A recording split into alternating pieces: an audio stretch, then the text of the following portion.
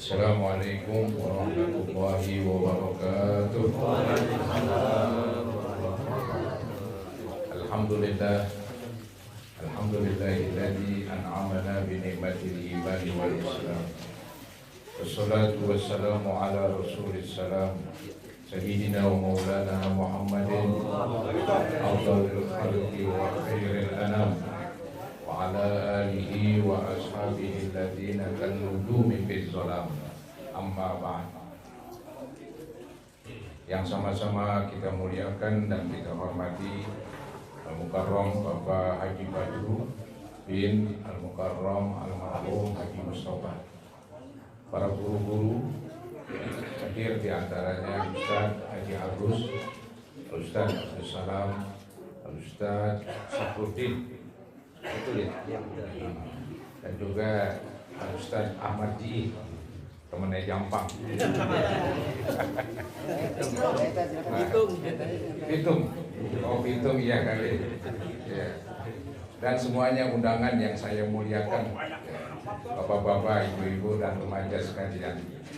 Syukur alhamdulillah, malam hari ini kita bisa memenuhi undangan dari Bapak Haji Badru sehubungan haul mertua beliau yang setiap tahun diadakan. Saya masih ingat tahun kemarin juga hadir saudara-saudara. Tahun ini alhamdulillah ini yang pertama hadirnya lebih cepat. Ini haul yang pertama ini. Yang pertama ini. Iya, yang kemarin siapa bukan itu? haul 40 hari. Iya. Alhamdulillah ya, kita bisa kumpul untuk mendoakan almarhumah Ibu Hajah Saunah binti Unta ya. Dan mudah-mudahan tadi yang dibaca dari awal sampai akhir, mulai khatmul Quran ya, sebelumnya surah Yasin, ditambah dengan zikir-zikir, bahkan disertakan dengan selawat-selawat kepada Nabi Muhammad SAW. Mudah-mudahan pahalanya Allah sampaikan khusus buat almarhumah Ibu Hajah Saunah binti Unta khususnya, dan juga umumnya untuk orang tua yang tertulis namanya ya, yang sudah wafat. Mudah-mudahan kesemuanya Allah Subhanahu wa taala ampuni dosa-dosa mereka, dan mudah-mudahan Allah turunkan rahmat dan ampunan pada kuburnya. Dan mudah-mudahan kita ini yang masih hadir, yang masih hidup, mudah-mudahan dipanjangkan umur kita, diberikan kesehatan badan, dan dijauhkan daripada segala bencana dan musibah. Amin ya rabbal alamin. Hadirin saudara-saudara, haul hakikatnya adalah ngirim pahala. Walaupun memang dalam acara haul biasanya dijelaskan ya, bagaimana keadaan orang yang dihaulkan semasa hidupnya. Tapi inti dan yang paling pokok acara haul yaitu mengirimkan paket pahala. Dengan adanya kita baca Yasin, dengan adanya kita khatmul Quran, ditambah dengan zikir-zikir dan selawat serta doa, maka ini saudara-saudara merupakan hadiah pahala buat almarhumah Ibu Hajah Saunah binti Unta. Semoga almarhumah mendapat ketenangan di alam barzakh. Amin ya rabbal alamin. Hadirin, memang orang yang sudah wafat butuh kiriman-kiriman ya. Mereka hanya saja bukan kiriman materi ya, bukan kiriman makanan, juga bukan kiriman sembako. Tapi yang sudah wafat butuh kiriman paling kurang adalah doa. Itu paling kurang banget. Istilah saya yang paling murah, yang paling meriah adalah mendoakan orang yang sudah wafat. Cukup dengan kita mengangkat kedua tangan kita, kemudian memohon kepada Allah seperti kita bilang, ya Allah ampunin fulana binti fulan. Itu sudah merupakan hadiah dari kita saudara-saudara. Apalagi malam hari ini bukan sebatas doa doang, tapi juga saudara-saudara baca Yasin, ditambah dengan khatmul Quran, ditambah dengan zikir-zikir, diteruskan dan disertakan dengan selawat, maka ini semua akan lebih banyak lagi diterima oleh almarhumah dan oleh orang-orang yang tadi disebutkan namanya. Hadirin saudara-saudara, ya, lebih-lebih ya mertua, lebih-lebih orang tua. Karena kan di dalam Islam ini ada yang disebut abauka thalathatun. Bapak kamu ada 3 katanya. Yang pertama abuka alladzi waladak. Bapak kamu yang menjadi penyebab kamu lahir. Itu orang tua kita, orang tua kandung. Jasanya banyak begitu. Yang kedua abuka alladzi zawwajak. Bapak kamu yang ngawinin kamu, yang memberikan putrinya kepada kita, yang kita sebut mertua. Itu jasanya banyak, saudara-saudara. Nah, yang ketiga abuka alladzi 'allamak. Bapak kamu yang ngajarin kamu. Itulah Pak Guru, Pak Ustadz, Bu Guru, ya, Ustazah dan sebagainya. Mereka ini saudara-saudara juga banyak andilnya kepada kita. Ini 3 orang yang sangat besar jasanya kepada kita, patut kita ingat, patut kita hormati. Nah, diantaranya dengan cara mendoakan mereka, atau yang lebih besar lagi dengan acara semacam ini yang disebut haul. Saudara, kalau kita lihat jasa orang tua, itu istilahnya berapa piring nasi yang kita makan, hasil usahanya bapak kita, nggak kehitung. Berapa gelas air yang kita minum, hasil usaha bapak dan ibu kita juga nggak kehitung. Berapa uang yang dikeluarkan, berapa lembar pakaian buat kita, untuk jajan kita, untuk berobat kita, untuk sekolah kita. Walhasil jasa orang tua nggak bisa dihitung. Maka di sinilah yang Nabi sebut la yajzi waladun walida. Tidak bisa seorang anak membalas jasa orang tua illa ayyajidahu mamlukan, kecuali si anak mendapatkan orang tua berstatus budak. Ya, kemudian fayastariyahu fayu'tiqah. Bapaknya yang jadi budak atau ibu jadi budak di majikan sana, maka nih anak bayar untuk menebus orang tuanya yang jadi budak. Baru dah kebayar jasa orang tua. Selain itu tidak kebayar, saudara-saudara. Maka dari itu Allah Subhanahu wa taala ngingetin kita untuk selalu doain ibu bapak. Di dalam Al-Qur'an waqur rabbirhamhuma kama rabbayani shaghira.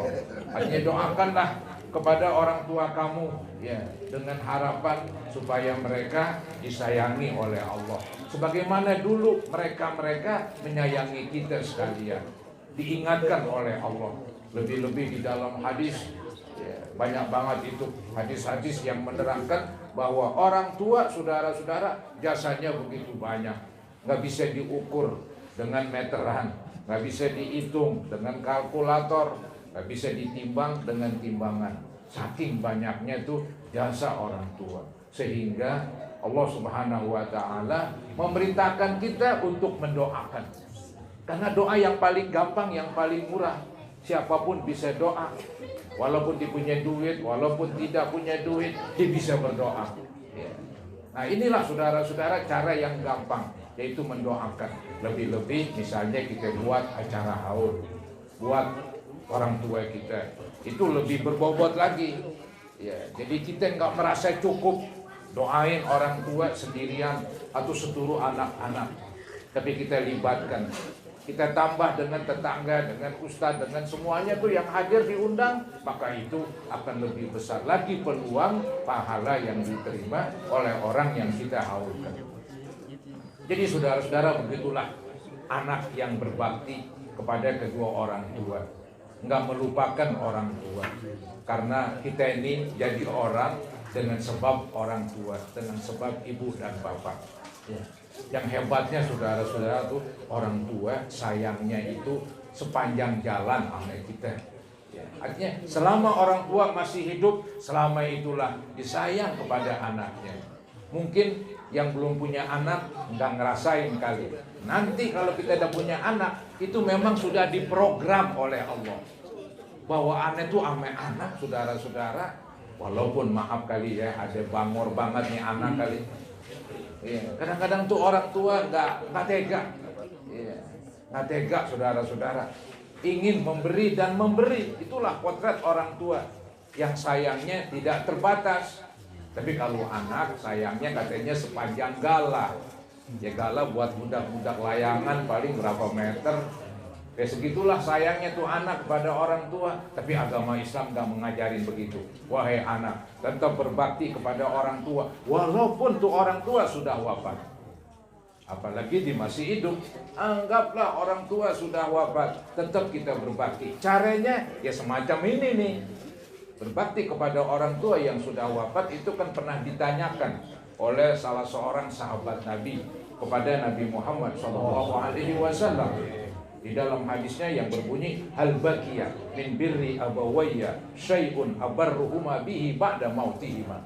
Wahai Nabi, apakah masih ada sisanya nih cara untuk berbakti kepada kedua orang tua? Kata Nabi, ada. Di antaranya as-salatu alaihima wal istighfaru lahuma. Doain orang tua sekaligus minta ampun buat orang tua.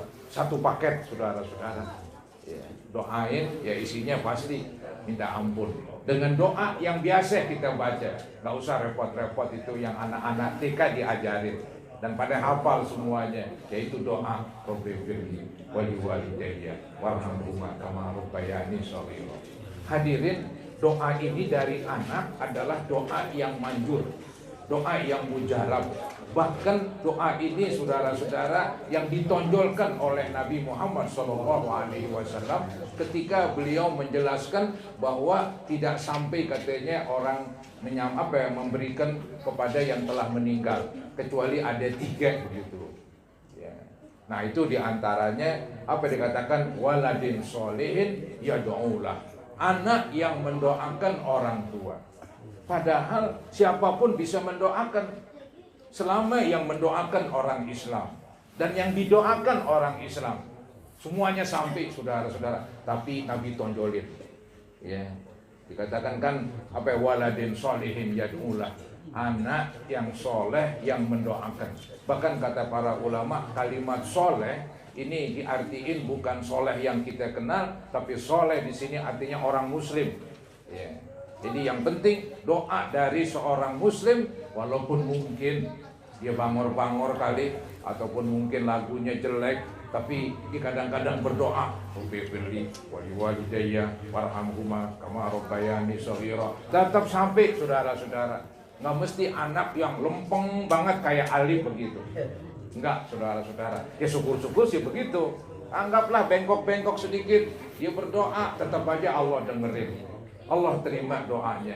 Ya, ini yang disebut idza mata ibnu adam in qata amaluhu illa min talat, di antaranya waladin sholihin yad'ulah, anak yang baik yang mendoakan orang tua. Maka saudara-saudara ditonjolkan tuh oleh Nabi doa si anak.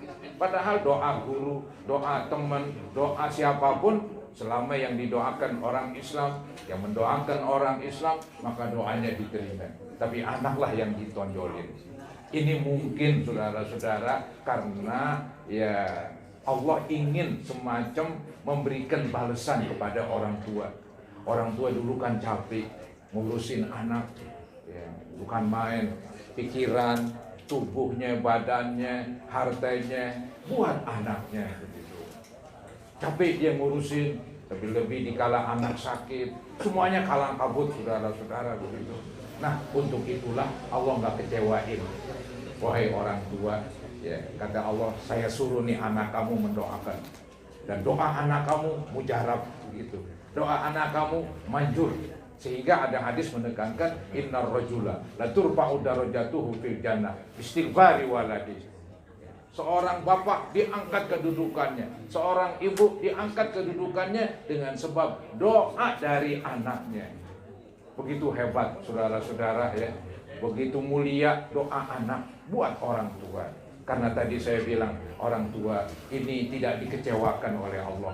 Lantaran dulu mereka udah capek ngurusin anak. Maka dengan doa anak langsung tuh orang tua naik pangkatnya, kedudukannya makin tinggi lagi.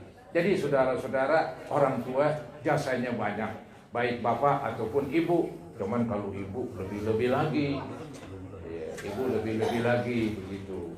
Kan ada hadis Nabi itu yang pernah saya sampaikan, ya, ada seseorang bertanya kepada Nabi, ya, man ahaqqun nas bi husni sahabati, siapa wahai Nabi orang yang paling berhak saya bergaul dengan baik?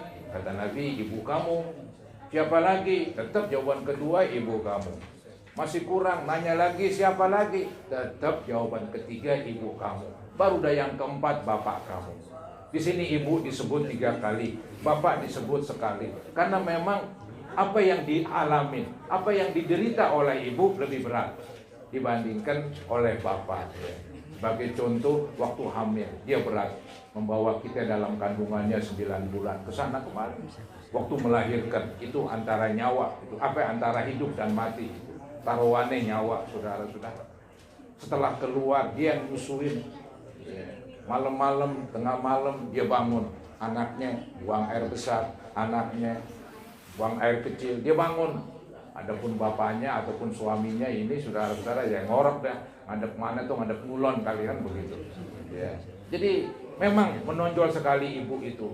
Ya. Ibu ditonjolkan sekali oleh Allah bahwa jasanya lebih besar lagi dibandingkan jasa bapak. Yang penting orang tua, baik bapak atau ibu, kedua-duanya adalah keramat berjalan. Jangan coba-coba menentang dia. Kalau hatinya sakit dan dia sudah merasa berat dengan kita begitu, kesel, marah, kemudian didoain yang jelek, udahlah kena langsung saudara-saudara. Maka tuh katanya tuh orang tua ketika kesel sama anak jangan sumpahin nggak beda. Karena omongannya itu tajam, lebih tajam daripada pedang. Langsung dia keramat banget udah, langsung nembus langit yang berlapis-lapis tuh, langit tembus dengan doa daripada orang tua. Doanya bukan doa bagus, doa yang jelek alias disumpahin. Kenapa? Mungkin terlalu keras nih anak nih. Sebetulnya kan nggak ada orang tua nyumpahin anak, nggak ada saudara-saudara. Orang tua melas. Orang tua nggak tega sama anak begitu. Tapi ketika dia nyumpahin, mungkin nih anak udah kebangetan dan keliwatan. Ya bahasa Betawinya nggak semenggah dah tuh anak. Nggak semenggah saudara-saudara. Apa yang nggak semenggah artinya apa itu? Yang penting begitulah kepahamannya saudara-saudara ya. Jadi inilah orang tua, jasanya banyak. Nah yang kedua, mertua itu dia membesarkan putrinya. Ya sama dengan anak, dibesarkan sampai gede, sampai dewasa. Udah dewasa kita ambil dah. Maka tuh kita nggak boleh galak sama mertua. Apalagi mertua kita jadiin murtua. Apa tuh murtua? Iya, murtua para hadirin yang karatan dibuang ke sumur mati begitu. Nah bisa itu. Tetap jaga hubungan baik dengan mertua. Nggak boleh kita sakitin. Malam hari ini Haji Badru keren banget ini bikinin haul buat mertua. Bukan murtua, bukan mertua. Bukan main saudara-saudara. Jarang yang begitu. Saya sendiri belum belum bisa ngerjain begitu. Belum pernah lah haulin mertua saudara-saudara ya. Tapi ini udah ini Bapak Haji Badru haul buat Ibu Hajah Sauna binti Unta ya. Itu keren saudara-saudara. Ya mudah-mudahan beliau akan lebih berkah lagi kehidupannya. Amin ya rabbal alamin. Mertua girang. Iya, mertua merasa bukan main begitu mantu saya. Dia bisa membantu saya, bisa menjadi penyebab kita datang. Gara-gara dia diundang pada datang. Baca Al-Fatihah, baca surah Yasin, baca zikir, baca doa dan seterusnya. Bukan main banyaknya saudara-saudara. Ya, jadi kayak melebihi anak begitu. Kayak melebihi anak ini mantu begitu.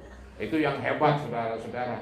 Jadi mengingat memang kalau dipikirin mertua jasanya gede. Soalnya anaknya dari bayi diurusin begitu. Itu kalau direken-reken, karena direken begitu. Direken-reken tuh berapa duit begitu. Makannya dulu anak saya urusin berapa duit. Pakaiannya berapa duit. Warisannya juga gede tadi. Wah itu lain lagi tuh. Itu bonus tuh warisan. Iya. Itu berapa duit banyak saudara-saudara direken-reken. Iya. Kita disuruh bayar, lu mau sama anak gue bayar dulu tuh. Nih dia nih rekenannya nih. Iya, sekian. Ya bubar urusannya.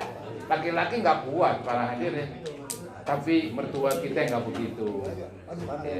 Ya paling mas kawin. Itu pun mas kawin kita keluarin buat dia, buat anak kita. Buat apa?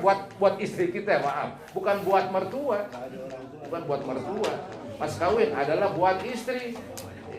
Jadi bukan buat bayar begitu. Tidak, saudara-saudara. ini semacam ya penghormatan dari seorang calon suami kepada calon istrinya, diberikan mas kawin. Ya. Sebetulnya bahwa mertua kita itu, saudara-saudara, tetaplah gak kehitung jasanya, ya. Karena agama ini, agama mendorong memang kalau punya anak putri, ada yang mau nikahin aja udah, kan begitu. Ya. Agama mendorong begitu supaya kelar urusannya. Kalau kakek entar jadi agak ya oleng lah urusannya, para hadirin. Begitu agama mendorong supaya yang punya anak perempuan ya ada yang melamar, ya kenapa tidak kalau cocok, ya, kalau cocok lebih cepat lebih bagus, ya karena membawa kebaikan gitu. Jadi dengan demikian mertua ini jasanya banyak dan kita nggak boleh istilahnya anggap remeh atau anggap kecil, saudara-saudara. Kemudian yang ketiga, jasa guru. Nah, dia lebih hebat lagi. Di mana letak hebatnya? Bahkan kalau dibandingkan, maaf ya, ame bapak, ame mertua, masih lebih tinggi guru, begitu. Di mana letak lebih tingginya? Karena katanya gurulah yang memberitahu tentang jalan menuju ke sorga. Gurulah yang ngajarin kita agama. Gurulah yang ngajarin kita tentang ini halal, itu haram. Tujuannya buat akhirat supaya hidupnya bahagia dan masuk ke surga Allah Subhanahu wa taala. Jadi guru itu, saudara-saudara, tujuannya buat surga. Kalau bapak dan mertua tujuannya buat dunia katanya. Nah, dunia dibandingkan dengan surga, wah nggak seberapa ini dunia ini. Ya, jadi sehingga kalau nggak salah Syekh Abdullah Al-Haddad mendudukan seorang guru itu tinggi sekali pangkatnya. Gara-gara dia kita bisa baca, gara-gara dia kita bisa nulis, gara-gara dia kita jadi tahu ini halal, ini haram, cara sembahyang bagaimana. Waduh, bukan main. Dia mengajak dan membimbing kita menuju ke surga. Ya, pasti surga lebih hebat pangkatnya dibandingkan dunia. Jadi memang 3 orang ini perlu kita hormat, saudara-saudara. 3 orang ini perlu kita jaga, yaitu bapak kita yang menjadi penyebab kita lahir, bapak kita yang memberikan putrinya, mertua, bapak kita atau ibu kita yang mengajarkan ilmu. Mereka-mereka lah orang-orang yang punya keistimewaan yang harus kita hormati. Hadirin saudara-saudara, memang ya di dunia ini semuanya kita harus berusaha lah, berusaha berbuat baik begitu. Nggak bisa kita hanya, maaf ya, mendengarkan kemudian hanya bisa menghayal begitu. Kita perlu praktekkan ini, perlu kita laksanakan. Sama orang tua tetap jaga hubungan baik ya, sama mertua begitu juga, lebih-lebih kepada para ustadz, kepada para guru, tetap kita jaga, saudara-saudara. Ya hebat sekali itu kalau kita jaga terus, maka hidupnya insya Allah akan berkah. Hadirin saudara-saudara, ya di dalam kehidupan ini memang kita di samping tadi berusaha juga berdoa. Memang ya usaha dan doa ini enggak ketinggalan begitu ya. Kita tetap jaga hubungan baik dan tetap kita berdoa dikala khususnya tuh orang tua, mertua, guru kita meninggal dunia. Maka sering dalam pengajian kita sebut, kita bacain Fatihah buat guru-guru kita.